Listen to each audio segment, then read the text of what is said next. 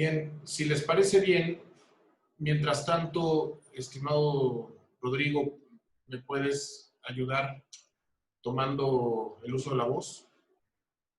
Sí.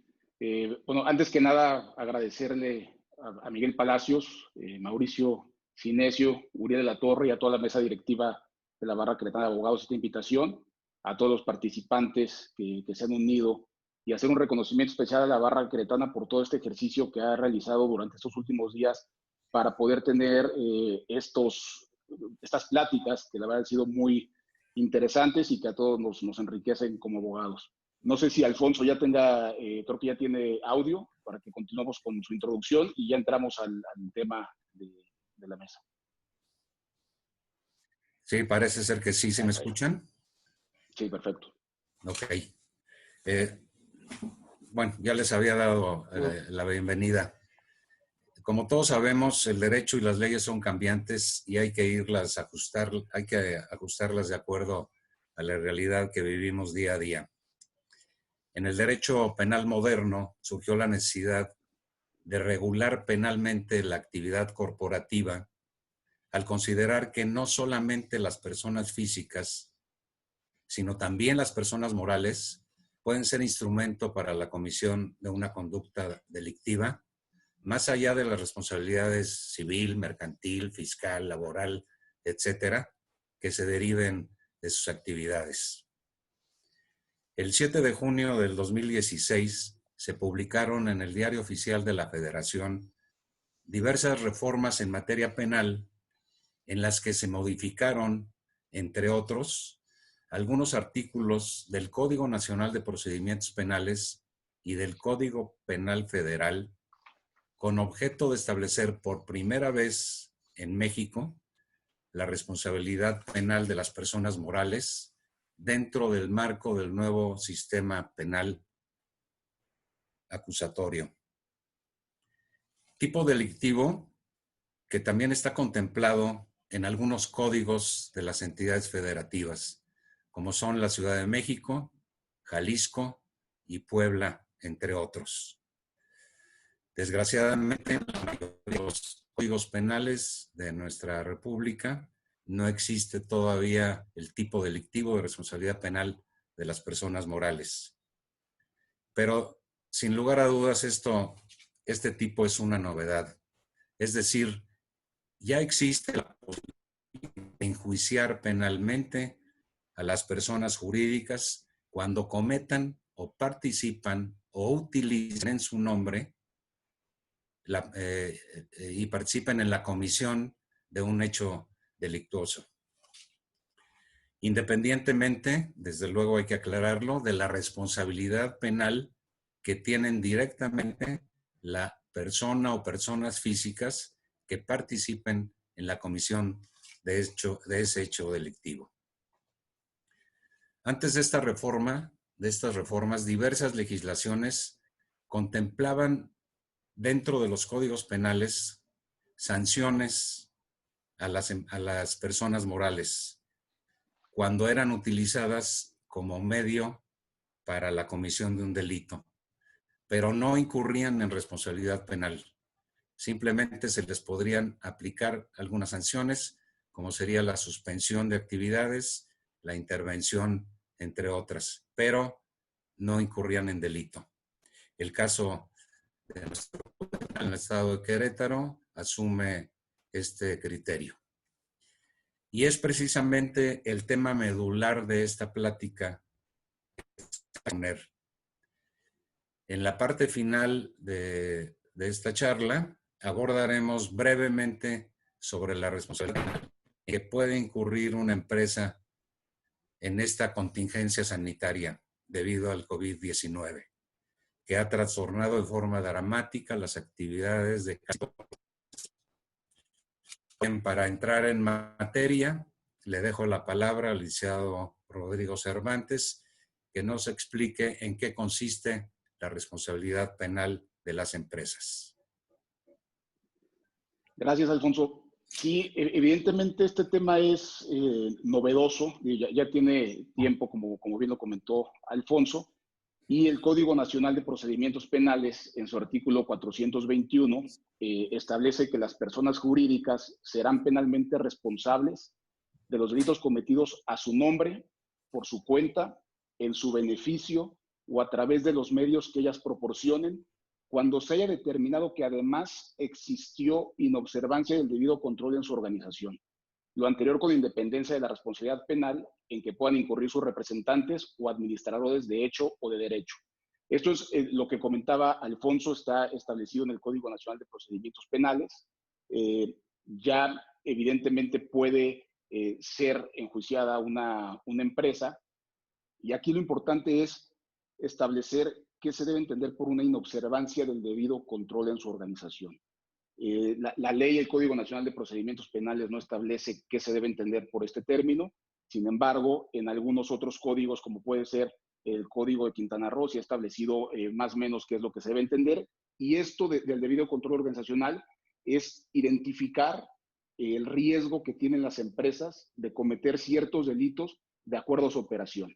Para poder llegar a esto es indispensable analizar la operación de la empresa, sus procesos de negocio, para poder identificar los riesgos, generar controles mitigantes, políticas internas que vayan encaminadas a evitar esta comisión de delitos específicamente, como lo he comentado, por su operación, un órgano de control que esté vigilando el cumplimiento de estas medidas que se vayan implementando y evidentemente sancionar a las personas, a los trabajadores que no cumplan con estas medidas que se establecen al interior de la empresa para acreditar el debido control organizacional. Otro de los puntos muy importantes para esto es, evidentemente, ir renovando estas políticas internas, porque estas se pueden ir modificando de acuerdo a la operación de la empresa. Posiblemente la empresa va modificando, va ampliando sus operaciones y esto genera nuevas políticas mitigantes por operaciones distintas a las cuales ya se había establecido, o puede venir alguna reforma a la ley que regula la operación de la empresa, y eso necesariamente va a influir en el debido control organizacional y en las políticas internas que se estén generando al interior de las empresas para con ello poder mitigar el riesgo de estos delitos. Algo también muy importante para esto es socializar al interior de la empresa todas estas políticas para que las personas tengan conocimiento de cuáles son las consecuencias, y muy importante, delimitar las responsabilidades para saber quién es el que debe cumplir en ciertas áreas de la empresa estas políticas. Un ejemplo puede ser un delito ecológico que está contemplado en el Código Penal Federal. Si la empresa, de acuerdo a su proceso de negocio, tiene el riesgo de cometer un delito ecológico, pues será necesario analizar esa operación para generar la política mitigante y determinar qué área de la empresa será la encargada de hacer que se cumpla esta política, y después vendrá el ente independiente de la empresa que va a corroborar este cumplimiento. La parte final de este párrafo primero del 421 del Código Nacional de Procedimientos Penales establece que la responsabilidad penal de la empresa o de la persona jurídica será independiente de la responsabilidad penal en la que puedan incurrir sus representantes o administradores de hecho o de derecho. ¿Qué es lo que comentaba Alfonso? En este sentido, pues evidentemente ya pueden ser dos responsables de los delitos, la persona moral y la persona física que cumpla con estas características. Ahorita Alfonso también nos podrá comentar qué otros documentos o qué otras políticas se pueden implementar al interior de la empresa para poder acreditar este debido control en la organización y mitigar el riesgo de que las empresas puedan ser penalmente responsables. Sí, muchas gracias, Rodrigo. Creo que con lo que nos comenta Rodrigo, hay que considerar evitar que una empresa cometa delitos a través de sus empleados, de sus funcionarios, inclusive de sus accionistas. Cuando cometen un hecho delictuoso en nombre de la empresa, cualquiera de ellos, empleados, funcionarios o accionistas, la empresa va a ser responsable penalmente. La Ley General de Responsabilidades Administrativas nos recomienda que cada empresa debe diseñar y elaborar estatutos de control interno, lo que nos comentaba hace unos momentos Rodrigo, que es lo que comúnmente se conoce como control organizacional o compliance. Estos protocolos deben adaptarse a las necesidades propias y específicas de cada empresa. Y tiene como objetivo deslindar o atenuar la responsabilidad penal en que pudieran incurrir. Sí, retomando lo que decía Alfonso, que era complemento al término de debido control organizacional, yo empecé a comentar la necesidad de identificar los riesgos para generar las políticas mitigantes y continuábamos con otros documentos o políticas internas que serían necesarias para poder acreditar un debido control organizacional, y Alfonso se remitía a la Ley General de Responsabilidades Administrativas, que efectivamente esa ley establece cuáles son los documentos mínimos con los que debe contar una empresa con su política de integridad, que es el código de conducta, sistemas de control, vigilancia y auditoría dentro de esos procesos. Es muy importante también cómo lo establece esta ley dentro de la política, del artículo que regula la política de integridad, que haya una cadena de responsabilidades al interior de la empresa donde estén claramente identificadas cuáles son las obligaciones y responsabilidades de cada una de las áreas. También esta ley habla de un sistema de denuncia interno donde las personas, los trabajadores, incluso terceros que tengan relación con la empresa, podrán hacer del conocimiento de actividades irregulares o ilícitas para que la empresa esté en posibilidad de sancionarlas al interior de su empresa. Y evidentemente lo más importante, como se comentó, es la socialización hacia el interior de la empresa. Hay que difundir todas estas políticas y dejar evidencia de esa difusión al interior de la empresa, donde los trabajadores van a recibir estos documentos, deberán firmar la recepción y el entendimiento de los mismos ante una capacitación del código de conducta de todos esos documentos que ya hemos comentado, para que así nosotros podamos acreditar en un momento dado ante la autoridad que se generaron estas políticas, pero lo más importante, que se hicieron del conocimiento al interior de la empresa. Pasando a otro tema que está relacionado con esto, que es lo que también estaba comentando Alfonso, ¿cuáles son los delitos que debemos nosotros verificar? El último párrafo del artículo 421 establece que las personas jurídicas serán penalmente responsables únicamente por la comisión de los delitos previstos en el capítulo dispuesto en la legislación penal de la Federación y de las entidades federativas. ¿Qué significa? Que cada una de las legislaciones de los códigos penales de los estados va a establecer cuáles son los delitos que pueden ser imputables a las personas jurídicas.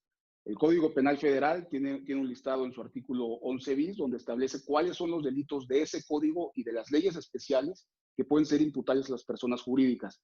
Yo considero que este es el primer paso que se debe realizar cuando se pretenda iniciar o denunciar a una empresa, a una persona jurídica, analizar dónde estamos, en qué estado estamos, el lugar de los hechos, para determinar si es factible denunciar por ese delito a la persona jurídica.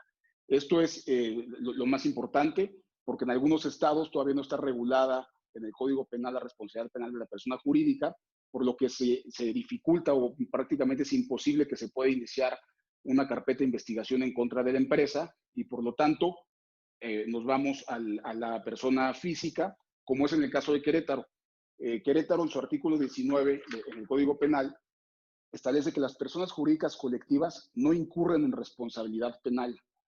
Y el segundo párrafo dice: los directores, gerentes, administradores, mandatarios o socios de una persona moral de derecho privado o social que cometan un delito al amparo de su representación o en beneficio de la persona moral serán sancionados individualmente. Lo que significa que en el estado de Querétaro, a quien se le va a imputar o a quien se va a iniciar una investigación por un delito cometido al amparo de la empresa, serán estas personas que forman parte de la misma. Entonces, por eso es muy importante analizar este último párrafo y la legislación de cada estado para poder determinar cuáles son los delitos que se le pueden imputar. Es importante también, consideramos, platicábamos Alfonso y yo, que se deben de reformar ciertos códigos penales de diferentes estados donde todavía no se contempla esta posibilidad de iniciar alguna denuncia en contra de las empresas, para poder ir a la par del Código Nacional de Procedimientos Penales. Otro punto importante también para esto es las sanciones o las consecuencias jurídicas en las que puede incurrir la persona moral por la comisión de un delito, y estas pues van desde la multa, aseguramiento de bienes, prohibición de realizar alguna actividad comercial o incluso hasta la disolución de la empresa. Y aquí me gustaría que Alfonso, ojalá ya pudiera tener bien su audio para que hiciera un comentario importante respecto a estas sanciones que pueden ser, o consecuencias jurídicas que pueden ser aplicables a las empresas por la comisión de los delitos. No sé si ya me están escuchando, Miguel, ¿me pudieras confirmar? Sí, en efecto, Alfonso. Sí, hubo algunos problemas, espero ya que estén arreglados. No sé si quieren que reitere en donde se quedaron sin escuchar o seguimos con el tema. Bueno, de los 4 puntos que planteaste en tu intervención anterior, únicamente se escuchó el 4.º punto. Entonces, creo que sí valga la pena intentando reactivar este ejercicio y de lo contrario, como les comento, podemos reprogramar. Gracias. Ok. Bueno, les comentaba que es necesario, y de acuerdo con la Ley de Responsabilidades Administrativas, que las empresas diseñen y elaboren protocolos de organización, lo que conocemos también como compliance, con el objeto de que puedan, en un momento dado, ante la comisión de un presunto delito, atenuar la responsabilidad o inclusive excluirlo de la responsabilidad penal. Para ello se sugiere la elaboración de algunos documentos. Voy a comentar 5 de ellos que considero entre los que existen son los más importantes. En primer lugar, manuales de organización y funcionamiento de cada área de la empresa, así como de cada empleado, para poder determinar su responsabilidad en caso extremo.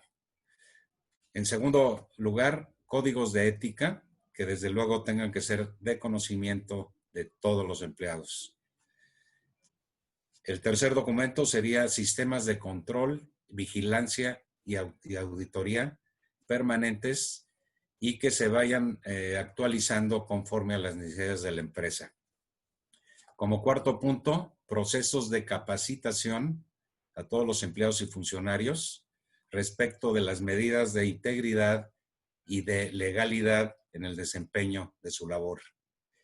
Como quinto punto, los programas de prevención delictiva, porque debemos de considerar que cada empresa, de acuerdo a su actividad principal, pudiera incurrir en algunos delitos y en otros no. Entonces es importante que se conozca qué delitos son los que posiblemente pudieran prevenirse dentro de la empresa.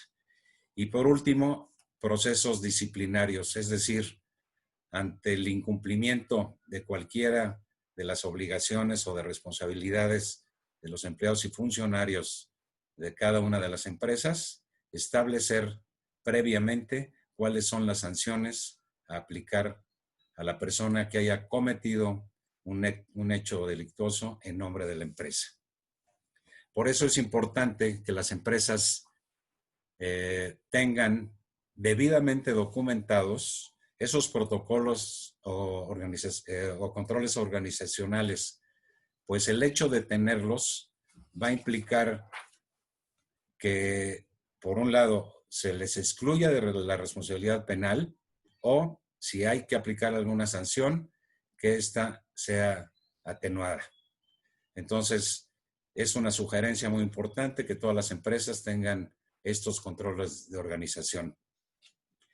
Ya nos comentó en este espacio de silencio Rodrigo sobre los delitos que pudieran cometerse, así como las sanciones que pueden ser aplicadas en un momento dado ante la comisión del delito, del tipo delictivo.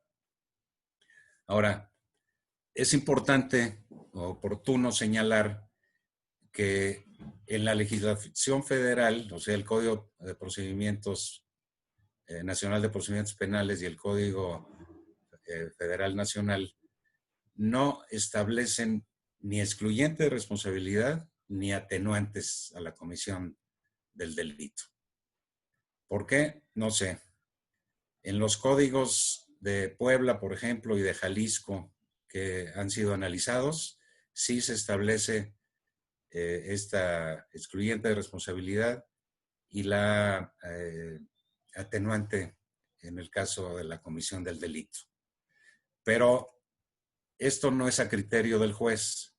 Esto dependerá de siempre y cuando existan las siguientes premisas dentro de la empresa. Uno, que con anterioridad al hecho delictivo cuenten debidamente documentados con los protocolos, con los controles de organización. Segundo, que al iniciar la investigación, la carpeta de investigación por parte del fiscal o del Ministerio Público, la empresa colabore en la investigación de los hechos. Tercero, que reparen el daño antes del juicio oral, si es que hay que hacer la reparación del daño. Y cuarto, que establezcan antes de la etapa del juicio oral medidas para prevenir que los delitos cometidos no se puedan cometerse nuevamente. Es decir, a nivel federal no cabe la posibilidad de excluir la responsabilidad penal ni de atenuar las sanciones que pudieran aplicarse a las personas jurídicas. Solamente en aquellas entidades que regulen la responsabilidad penal de las empresas, como son las que ya he mencionado, la Ciudad de México, el Estado de Jalisco y el Estado de Puebla. Ahora pasamos a la segunda parte de la plática, que consiste en analizar qué conductas delictivas pudieran presentarse a las empresas ante la pandemia del COVID-19. Comentamos al inicio de esta plática que estamos viviendo no solamente en México, sino en todo el mundo, una situación inesperada, inusual, ante la pandemia que aqueja nuestro quehacer diario. Dicha situación no nos es ajena al tema de la responsabilidad penal, dado que las autoridades competentes han dictado lineamientos generales y especiales que debemos atender ante la pandemia. Recordemos que todas las actividades durante la pandemia se han limitado y se han clasificado en esenciales y en no esenciales. De las actividades que desarrollan las empresas durante la contingencia, de las empresas esenciales, puede generarse responsabilidad penal, por lo que para conocer qué delitos pudieran ser imputables a las empresas durante esta contingencia sanitaria, Rodrigo nos va a explicar. Adelante, Rodrigo. Gracias, Alfonso. Sí, efectivamente, desde que se determinó cuáles son las actividades esenciales para poder continuar con esta labor, con sus actividades, surgió la pregunta y siempre nos estaban preguntando, oye, ¿se puede dar el delito de peligro de contagio previsto en el Código Penal Federal, es el 199 bis, o el delito de desobediencia previsto en el artículo 178 del mismo Código Penal Federal? Y pues, inmediatamente la respuesta es no, porque como lo señalé anteriormente, pues no están dentro del catálogo del artículo 11 bis del Código Penal Federal. Por lo tanto, específicamente en materia federal, no pueden ser las empresas penalmente responsables por estos delitos o incluso por otros delitos como puede ser lesiones u homicidio, porque no están en ese catálogo. Sin embargo, atendiendo al Código Penal de Ciudad de México, donde en este Código Penal se establece que todos los delitos que se integran en el Código pueden ser imputables a las personas jurídicas, ya sean en su modalidad culposos o dolosos, pero incluye a todo el catálogo. Atendiendo a esto, pues nosotros consideramos que sí se pudiera imputar a la empresa el delito de lesiones. Vamos a poner un ejemplo, suponiendo que en una de las empresas hay un brote de contagio, 15 o 20 personas. Entonces, vamos a analizar si la empresa tiene los controles mitigantes o tuvo los controles mitigantes para evitar este contagio ante las recomendaciones sanitarias que se han emitido por todas las autoridades, donde establecen sana distancia, que se les proporcione cubrebocas a todos los empleados, o que haya gel antibacterial, 70 grados de alcohol, lavado de manos, que no haya más de 50 personas en un lugar, que se haga el home office. Todos esos tipos de protocolos que se han establecido son los que necesitan realizar las empresas para mitigar el riesgo de incurrir en este tipo de delitos.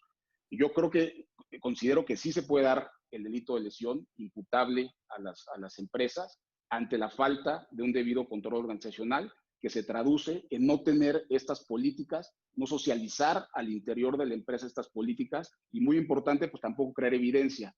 Otro de los puntos que también se debe realizar en todas las empresas que tengan actividad es documentar y evidenciar. Si se le va a proponer o se le va a dotar a los trabajadores de equipo de protección, como lo comenté, cubrebocas, gogles, guantes, pues lo ideal es que firmen de recibido y que se les instruya que es de uso obligatorio, para que de esa forma la empresa pueda acreditar un debido control organizacional y finalmente no poder llegar a ser penalmente responsable por el delito de lesiones. ¿Qué pasa si estas personas que resultaron contagiadas ante la falta de protocolos mueren 2 o 3? Pues evidentemente también la empresa podría ser responsable por ese delito de homicidio, insisto, ante la falta de un debido control organizacional. En el estado de Querétaro, donde, como ya comentamos, el artículo 11 establece que las personas jurídicas colectivas no pueden ser penalmente responsables, sin embargo, sí establece a sus directores, administradores, que pueden ser responsables al amparo desde su representación. Pues en este caso, por quien iniciarán una investigación o a quien denunciarán por este tipo de delitos, pues va a ser a estas personas físicas en representación de la empresa. ¿De qué va a funcionar tener un debido control organizacional al interior de las empresas? Pues va a ser un argumento evidentemente de defensa para el director o gerente de una empresa en Querétaro, diciendo o acreditando que él, como director, instruyó a toda su empresa a que tomara esas medidas recomendadas por las autoridades sanitarias para mitigar el riesgo de que se cometan esos delitos al interior de la empresa. Tendrá que acreditar evidentemente también que firmaron de recibido, que hay evidencia, no solo es el dicho de estas personas, sino hay que evidenciarlo y documentarlo. Esto tampoco, como lo comenta Alfonso, no es un tema de excluyente de responsabilidad, pero sí son argumentos que son válidos para la defensa, son evidencias que se deben de presentar ante el Ministerio Público, ante el juez de control en caso de llegar a una audiencia inicial, pero lo más importante, como lo comentó Alfonso, es socializar y concientizar a todo el personal de las empresas a realizar este tipo de conductas. Si ya saliendo de la empresa uno de los trabajadores no cumple con estos requisitos, no usa cubrebocas, no se lava las manos, no usa gel, pues evidentemente ya no se podrá responsabilizar a la empresa. Aquí vamos a enfocarnos a qué es lo que pasa al interior de la empresa. Alfonso, si quieras complementar esto que hemos comentado respecto a los delitos que pueden ser imputables a las personas jurídicas con actividad esencial. Sí, Rodrigo, muchas gracias. Todos sabemos que la Secretaría de Salud ha publicado diversos acuerdos en el Diario Oficial de la Federación en coordinación con la Secretaría del Trabajo, con la Secretaría de Economía, con el Instituto Mexicano del Seguro Social, y han emitido estas instituciones lineamientos de seguridad sanitaria que, como bien lo dijiste, Rodrigo, deben cumplir todas las empresas y establecimientos, tanto en actividades esenciales como no esenciales. En este sentido, para mitigar el riesgo de alguna imputación penal, aun cuando en Querétaro no está dentro del catálogo de delitos la responsabilidad penal de las personas jurídicas, las empresas deben de mitigar el riesgo de alguna imputación, identificando los riesgos, generar los protocolos y las políticas necesarias para acreditar, como ya se ha mencionado varias veces durante esta plática, tener el debido control organizacional, de lo que ya hemos comentado ampliamente. En lo que se refiere a las empresas con actividad no esencial, fundamentalmente el delito que pudiera ser imputable y que solamente las entidades federativas que establece el tipo es el que sigan operando durante la contingencia sanitaria. Es decir, que estén evadiendo los lineamientos de seguridad establecidos, que ya los ha comentado Rodrigo, pues la desobediencia, que ese sí está en el catálogo de delitos de nuestro Código Penal de Querétaro, el delito de desobediencia a un mandato de autoridad, lo prevé, por ejemplo, el Código Penal de la Ciudad de México en su artículo 281, y prevé una pena de prisión de 6 meses a 2 años o trabajos en servicio de la comunidad. Recordemos que entre las actividades esenciales se encuentra, nada más se los menciono como recordatorio, el sector salud, el sector financiero, el sector de seguridad, mensajería, procuración e impartición de justicia, entre otros, los más importantes. Y desde luego, por exclusión, todos los demás se consideran no esenciales, como son, que lo estamos viviendo, centros comerciales, templos, restaurantes, parques, museos, escuelas, universidades, etc. Esperamos que con lo que hemos expuesto, Rodrigo y un servidor, quede claro cuáles son los efectos de la responsabilidad penal de las personas jurídicas. Aún ante la falta de homogeneidad de las diversas legislaciones, pero esto nos debe conminar a sugerirles a nuestros clientes que ajusten sus actividades a esos controles organizacionales. Creo que es un nicho de negocios prestar a nuestros clientes, que son empresas, establecimientos, el invitarlos a realizar y elaborar nosotros como abogados esos controles organizacionales para reducir o evitar el riesgo en que pudieran incurrir ante la comisión de un delito por parte de algunos empleados o funcionarios de la empresa. Pero para concluir, y a manera precisamente de conclusiones, le dejo la palabra al licenciado Rodrigo Cervantes. Gracias, Alfonso. La realidad es que sí es un tema muy interesante, muy complejo y completo, donde hay que, insisto, analizar desde la perspectiva de cada una de las empresas, de acuerdo a su operación, de acuerdo a sus negocios, cuáles son los riesgos en los que puede incurrir en materia penal. Ahorita nos enfocamos específicamente a los delitos que pueden ser cometidos ante la pandemia, que como ya lo comenté, puede ser el delito de lesiones, delito de homicidio, como lo comentó Alfonso, pues puede haber una desobediencia, un mandato legítimo de autoridad cuando una empresa no esencial pues continúe con sus actividades. Ahí podrá venir una responsabilidad con independencia de la responsabilidad que pueda venir también para los administradores. Entonces, la necesidad o la importancia de que las empresas vayan creando estas políticas al interior de su seno de negocio, analizar estas operaciones, pues la verdad sí genera una tranquilidad y, como lo refiere el Código Nacional, un debido control organizacional, con lo que se mitigará el riesgo necesariamente de cometer estos delitos. La Profepa emitió unos lineamientos en febrero de 2018, si no mal recuerdo, donde establece que se debe identificar precisamente el riesgo de cometer algún delito en materia ambiental, generar los protocolos para no cometerlo, no repetir el acto ilícito, y únicamente ante esos protocolos que establece estos lineamientos de la Profepa, en caso de que se cometa un delito donde actúe esta Procuraduría, se podrá llegar a un acuerdo reparatorio. En caso de que no se cuenten con estos lineamientos mínimos que establece, pues se tendrá que ir a sentencia y posiblemente podrá venir una consecuencia jurídica grave, como es el tema de la disolución de la sociedad, que ya para llegar a esas consecuencias jurídicas, después deberá analizar ciertas circunstancias para verificar si es aplicable o no aplicable, o puede imponer, como ya lo comentamos, una multa, un aseguramiento de bienes o la prohibición de realizar unas actividades.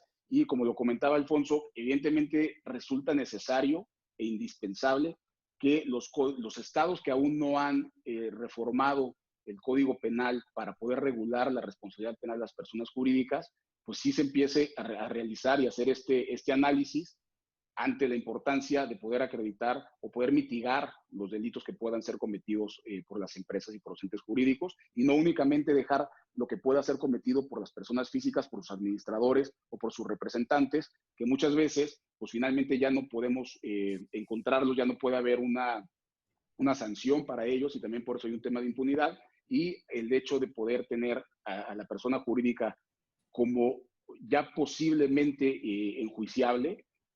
Mi punto de vista es que con eso podemos que tener un poquito más de control, no tener impunidad y poder actuar como se debe. quiero agradecer al final nuevamente a la barra queretana y a Alfonso por estas pláticas que hemos tenido constantemente durante las 2 últimas semanas para poder aterrizar todas estas ideas. Y no sé si tengan preguntas para que podamos contestar. Sí, cómo no. Muchas gracias, maestro Alfonso. Gracias, mi querido Rodrigo. El secretario de la barra está condensando las preguntas. Antes que eso, quiero agradecerles su participación y sobre todo pues, la resiliencia para enfrentar este tipo de problemas tecnológicos. Gracias a todos por su comprensión. En el inter de que el secretario de la barra está condensando las preguntas, quisiera hacer una pregunta que es de interés general en el estado de Querétaro. Si bien hay una serie de empresas que han sido consideradas dentro del ramo esencial, la realidad es que hay muchas empresas que sirven a estas empresas esenciales y que ellas no están directamente consideradas como esenciales. Es decir, para que funcione una empresa de transporte es necesario invariablemente que una empresa que provee de llantas funcione, porque de otra manera no puede funcionar esa empresa. Para que funcione una empresa de alimentos, debe haber empresas que implique control de plagas, empresas con empaques plásticos que no han sido consideradas dentro de esas empresas esenciales y que hoy, pues evidentemente cuidando también su existencia, ellos han decidido a través de justificantes que vienen emitidos por sus clientes, que les piden que continúen dotándoles los servicios, porque de otra manera ellos no pueden funcionar. ¿En qué supuesto pueden encuadrar estas empresas? Evidentemente pueden incluso tener debido control organizacional y pueden haber realizado este tipo de protocolos. Sin embargo, claramente están fuera de las empresas que son consideradas como esenciales.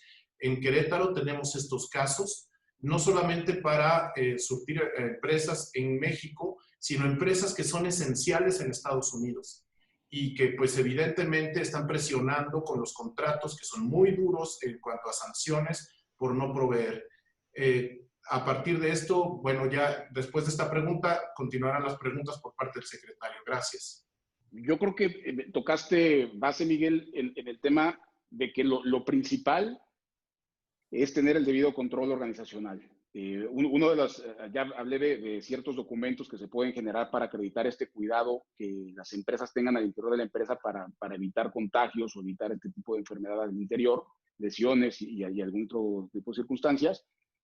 Otro de los documentos que también nosotros hemos propuesto es identificar, hacer cuestionario a los trabajadores para saber si tienen relación con alguna persona contagiada, si son mayores de 60 años, y todo eso que integra un debido control organizacional, un pequeño censo para identificar a las personas vulnerables y evidentemente a ellas ni siquiera considerarlas para que continúen realizando labores.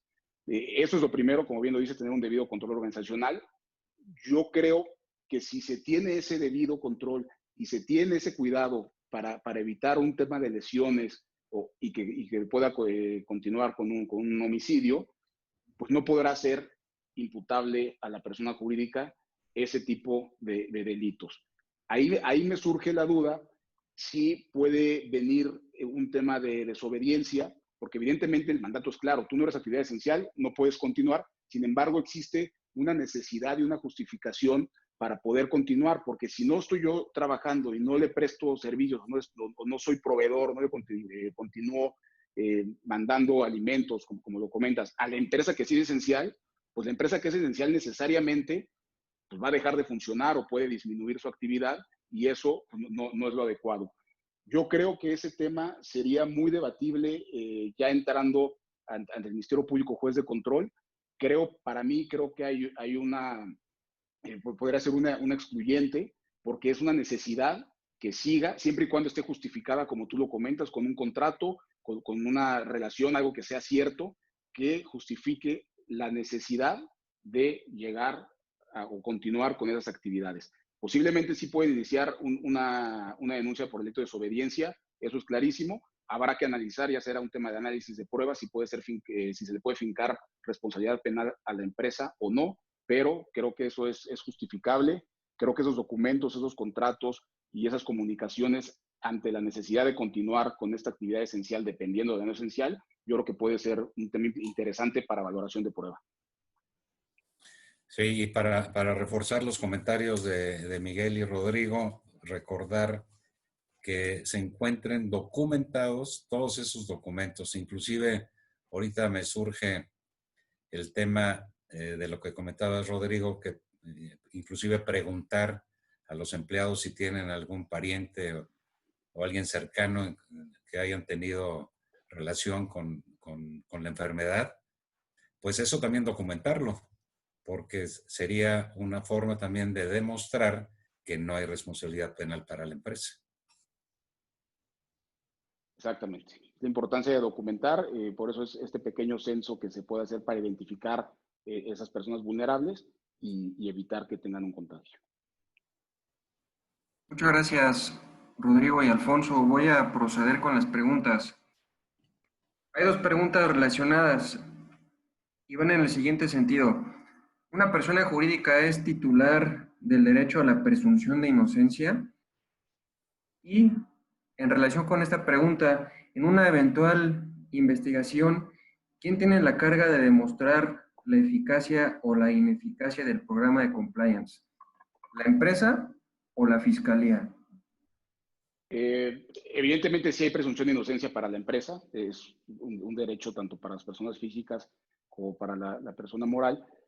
Ahora, ¿quién tiene la carga de determinar el debido control nacional o si es eficaz o no? Pues la realidad es que el Ministerio Público, que es el que acusa, tendrá que acreditar que existió una inobservancia y por qué los protocolos de la empresa no son los adecuados para poder mitigar el delito en específico por el que se le esté investigando.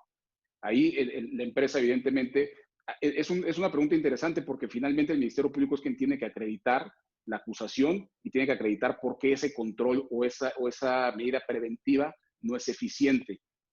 Y ahí tendrá que, evidentemente, también entrar un análisis de cuál sería entonces esa medida preventiva o por qué no es eficaz el control organizacional de la empresa. Pero contestando puntualmente a la pregunta, el Ministerio Público, en estricto sentido, sería quien tiene que acreditar por qué hubo inobservancia al debido control organizacional de la empresa en el delito en específico por el que se le esté denunciando. Sí, la presunción de inocencia se da tanto en las personas físicas como en las personas morales, como un principio constitucional. Correcto, muchas gracias. Existen personas jurídicas de diferente naturaleza, como son los partidos políticos, municipios, personas jurídicas sin personalidad jurídica propia, etcétera. ¿Qué personas jurídicas son sujetas de responsabilidad penal y cuáles no? Particularmente nos preguntan sobre los municipios. De los códigos analizados de las entidades federativas, todas excluyen a las instituciones gubernamentales, todas. Desde luego pues, están incluidos los municipios, que es la pregunta concreta. Exactamente. Y todas las personas jurídicas, excluyendo las que comenta Alfonso, pueden ser penalmente responsables. Correcto, muchas gracias. Otra pregunta es, ante la indefinición del debido control en el Código Nacional de Procedimientos Penales, ¿qué parámetros o qué directrices pueden tomar las empresas para implantar un programa de compliance? Pues el parámetro y lo que se debe de tomar es la Ley General de Responsabilidades Administrativas que comentaba Alfonso, donde establece cuáles son los documentos mínimos que debe contener una política de integridad, que como lo estableció pues, el Código de Conducta, el sistema de denuncia interno, también establece los controles de vigilancia y auditoría, política de recursos humanos, en donde, si bien es cierto, se permita no contratar personas que pudieran ser nocivas para la sociedad, para la empresa, sin entrar a un tema de discriminación. Esos son los parámetros que se pudieran tomar o que se pueden tomar para un debido control organizacional. Y, muy importante, los lineamientos de Profepa que comenté, que esos ya son más enfocados en materia penal. El Código Penal de Quintana Roo también ha establecido cuáles son los lineamientos que se deben establecer para tener un debido control organizacional, que se resumen en la identificación de los riesgos de imputación en materia penal de acuerdo a la actividad de la empresa y, como también lo platicamos, es identificar los riesgos, generar los controles mitigantes, socializarlos al interior de la empresa, capacitar al personal, un ente que esté vigilando el cumplimiento y las sanciones en caso de incumplimiento. Entonces, como se comentó, desafortunadamente no hay un código, un artículo que establezca qué es debido control organizacional. Sin embargo, Quintana Roo específicamente y Profepa se han establecido o sí han dado su opinión al respecto, y esos son los parámetros que tomamos para tener un compliance en materia penal que sea efectivo. Y complementando, Rodrigo, si me permites, esos controles organizacionales no son formatos, sino quien elabore y diseñe esos controles organizacionales debe considerar la actividad propia, exclusiva de cada una de las empresas, porque no se pueden aplicar en forma general, debe ser en forma particular. Exactamente. Es como un traje a la medida. No el mismo delito van a cometer todas las empresas. Lo que dice Alfonso es exactamente cómo se debe aplicar, identificar qué le aplica a la empresa de acuerdo a su operación, a su proceso de negocio. Muchas gracias. Nos pregunta Oscar Margain. Buenas tardes. En caso de tener empleados reconocidos como personas vulnerables de acuerdo a los decretos relacionados a la emergencia sanitaria, si dichas personas manifiestan su interés en reincorporarse a sus labores normales, ¿es posible firmar algún documento para estar cubiertos como empresa en caso de presentar algún contagio y evitar cualquier responsabilidad penal? Y relacionado con esta pregunta, también nos cuestionan si el peligro de contagio puede ser imputable a las empresas.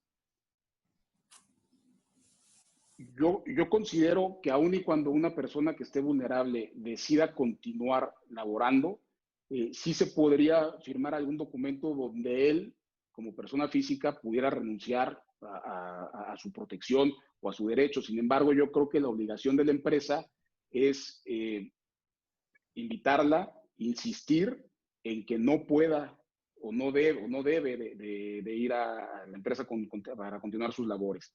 Yo creo que es muy importante explicarle eso, es otro de los puntos y lineamientos sanitarios que también han establecido las autoridades, hacer entender, compartir esta necesidad de quedarse en casa y más a estas personas vulnerables. Y atendiendo específicamente a la pregunta, yo creo que con un documento en el que el trabajador renuncie prácticamente o sea su deseo, pudiera excluir un poquito a la empresa de esa responsabilidad en caso de que él sea contagiado. Sin embargo, ¿qué va a pasar si él es contagiado y al interior también puede contagiar a más personas? Ahí es donde la empresa me parece que debe valorar y debe establecer claramente cuáles serían los parámetros para actuar en ese punto. No sé si Alfonso quiera comentar algo respecto a esta pregunta y para dar respuesta al otro de peligro de contagio. Es simplemente tomar en cuenta que la responsabilidad penal de las personas jurídicas ante esta emergencia sanitaria, ante esta pandemia, pues es algo novedoso. Y todo lo que pueda suceder alrededor de ella en base a los lineamientos que han emitido las distintas autoridades, pues son en muchas ocasiones interpretativas. No se puede hacer por parte de ninguna autoridad todavía, ni de un experto en la materia, de hacer señalamientos precisos de que en casos hay responsabilidad penal o no, porque, repito, son situaciones novedosas que no se habían presentado anteriormente y que debemos ir asimilándolas y procurando darles una solución. Y atendiendo a la segunda pregunta respecto al delito de peligro de contagio, la realidad es que es un tema muy interesante porque si por ejemplo, si yo como empresa siento en una junta a una persona que está contagiada con otras dos que no están contagiadas, pues evidentemente hay un peligro de contagio.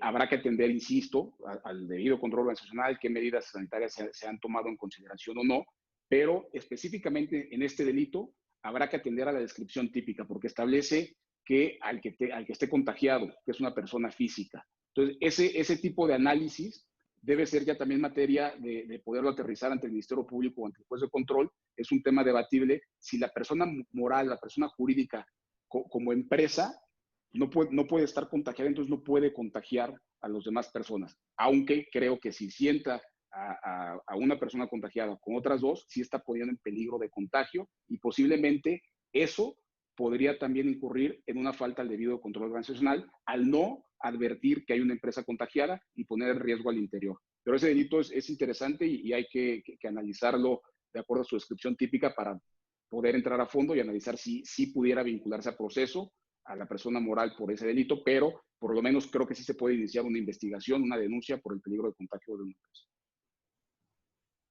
Muchas gracias. Concretamente nos preguntan si este delito de contagio está previsto en el catálogo de delitos del Código Penal por los que puede responder penalmente una empresa. Y relacionado con esta pregunta, si se comete este delito de peligro de contagio en la empresa por un miembro de la organización, pero la empresa no tiene ningún beneficio directo o indirecto con esta conducta delictiva, ¿la empresa sería penalmente responsable? Rodrigo, está relacionado con la pregunta anterior, si quieres responderla, Rodrigo. Sí, habrá que analizar de qué código penal se trata, dónde está ubicada la empresa, para identificar si está en el listado de los delitos que pueden ser imputables a personas jurídicas o no. Insisto, Código Penal Federal no lo contempla, Ciudad de México sí contempla todos los delitos, por lo tanto sí podría. Ahora, ese tema de que si un miembro de la empresa está contagiado y la empresa no obtuvo ningún beneficio directo, es un punto también importante porque es una de las hipótesis que establece el 421 de cuáles son los delitos que pueden ser imputables a la persona jurídica. Ahí el argumento posiblemente podría ser que se vio beneficiada la empresa porque seguía su actividad a través de esta persona, pudo seguir laborando sus actividades normalmente. Habrá que analizar cuál es el caso en específico, cuál es el miembro de esa persona jurídica, si es director, si es administrador, si es un trabajador, si es operador. Habrá que identificar para poder determinar si con la continuación de que esta persona siguiera sus actividades a pesar de estar contagiado, la empresa obtuvo un beneficio en ese sentido de continuar con la actividad, ¿no? Ese es un punto importante, pero insisto, creo que sí hay que analizar cada hecho en concreto. Podría ser esa hipótesis en el sentido de que se vio beneficiada para continuar con su actividad. Correcto. Muchas gracias. Nos preguntan, ¿cuál sería la resistencia mayor que suele encontrarse en las empresas cuando se pretende implementar un programa de compliance penal? ¿Me repites la pregunta, Uriel? Claro que sí. La voy a leer textualmente. ¿Cuál sería la resistencia mayor que se suele encontrar en las empresas cuando se pretende implantar una política de criminal compliance? No, a ver. Tal vez existe una barrera cultural, perdón. Adelante. No, sí, continúa, Uriel. Es que no estamos hablando aquí de resistencia.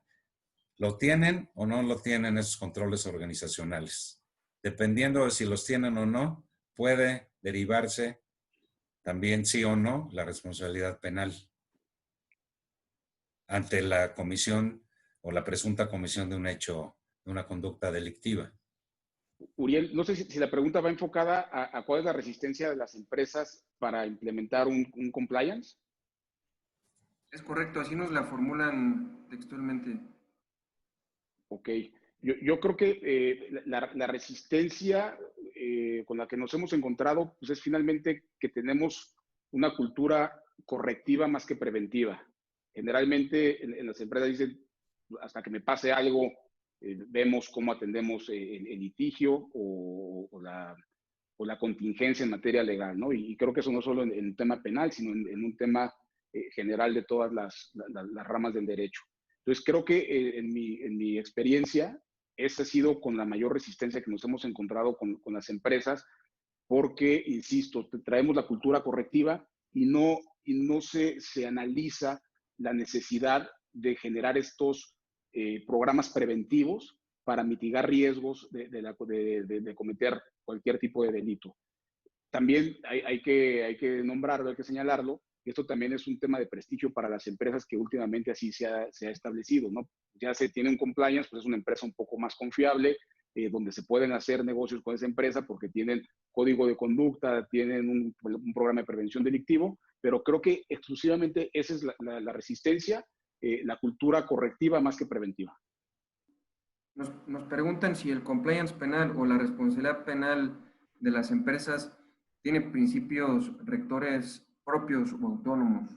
No, bueno, partiendo de lo que dijimos al iniciar la plática, es un tema novedoso, no estaba contemplado en ninguna legislación ni federal ni locales en nuestro país.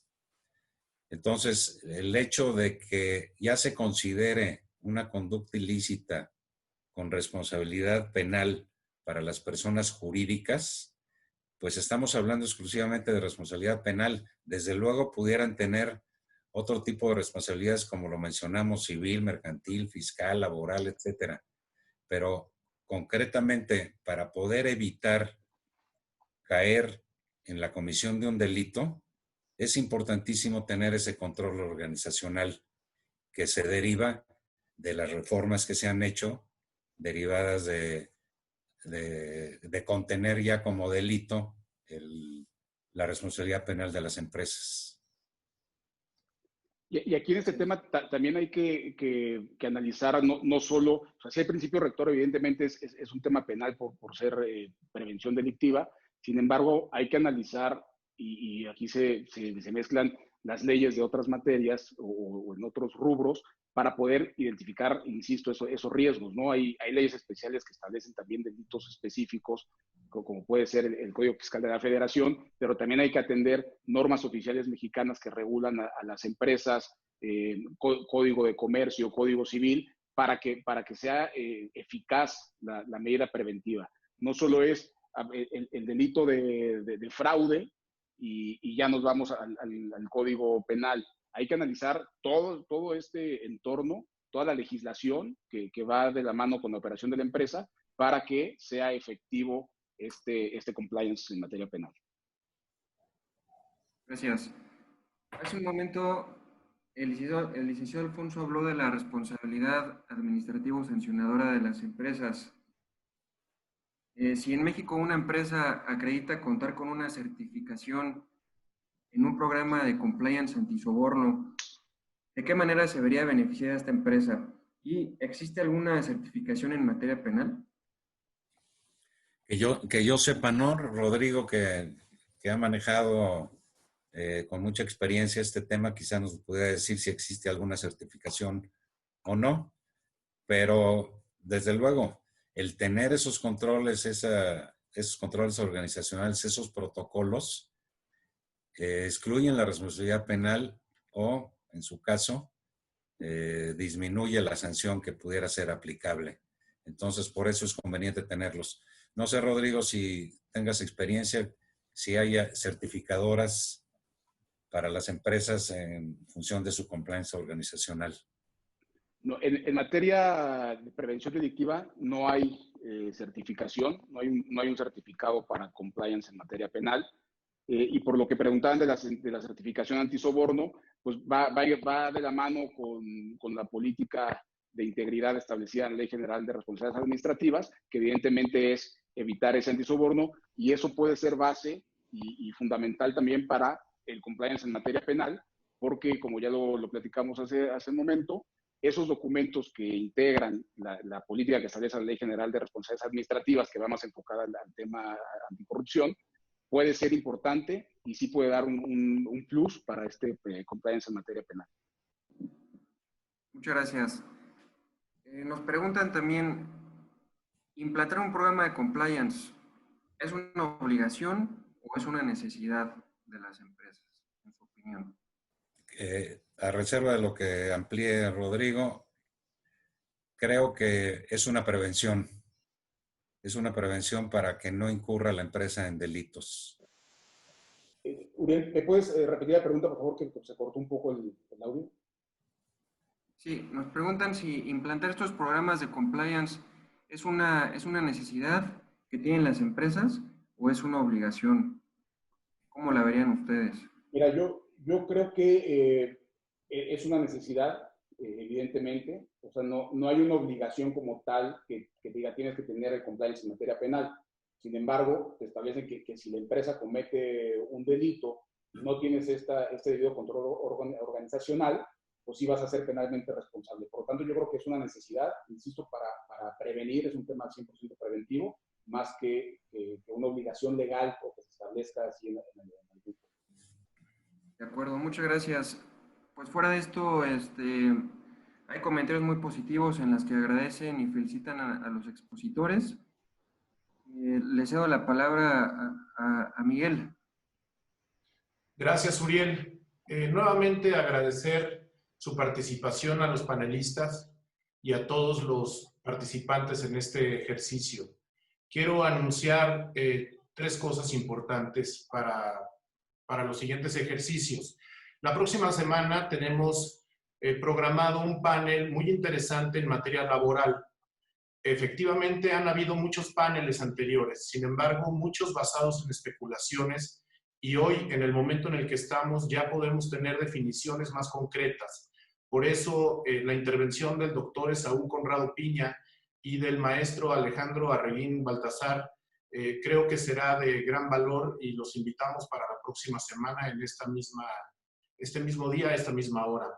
Por otra parte, comentarles que estamos trabajando en un ejercicio que tiene que ver con la implementación de plataformas digitales para el Poder Judicial en el estado de Querétaro. Si bien el Poder Judicial ha hecho distintos esfuerzos para instrumentar estas vías digitales para que continúen nuestras labores en el Poder Judicial, consideramos que se queda corto y que no solamente para la reactivación económica, sino en adelante ya es necesario que se suba al presupuesto del próximo año a solicitud del Poder Judicial al Poder Ejecutivo para que podamos trabajar en este nuevo orden de trabajo. Por último, un aviso a todos los abogados del gremio queretano, barristas. Estamos todos esperando la reactivación de las actividades en el estado de Querétaro. Sin embargo, es real que no será en la misma medida como lo veníamos haciendo anteriormente. Todos también como despachos compartimos esta responsabilidad para que sea funcional y que no tengamos que caer nuevamente en un suspenso de nuestras actividades. Por lo tanto, en estos momentos les agradecemos, y esa solicitud del Poder Judicial, que también vayamos implementando programas de tener la menor asistencia posible, la que sea esencial para nosotros en las oficinas del Poder Judicial, en las oficinas de la Junta del Trabajo y en las distintas oficinas proveedoras de los servicios de procuración de justicia. Agradecemos a todos su presencia y nuevamente los invitamos para la próxima semana. Buenas tardes. Gracias.